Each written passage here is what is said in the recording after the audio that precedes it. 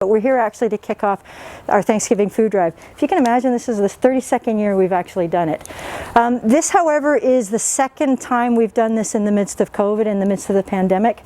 And it's still really important for us to keep public involvement. They've been incredibly generous to us over that time, and it's been wonderful.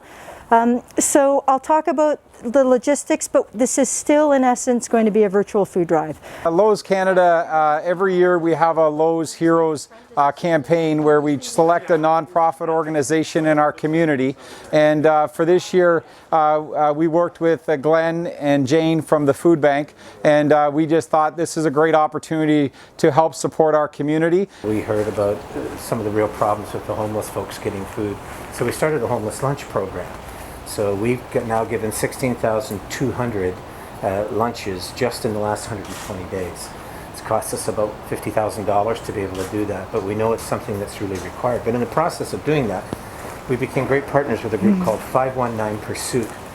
They've been in London for the last 2-3 years, but they go directly to where the people are, under the bridges, you know, in forests, so on and so forth. And they take these lunches that the food bank is providing and then take it to them directly. We were so impressed by this group, volunteers all, that we had a talk with them, and we said, why don't you partner with the food bank? Let's do that together for the course of this next year. Since partnering with the food bank with Glen and Jane, we've been able to get over 7,000 care packages into the community, so that's since March.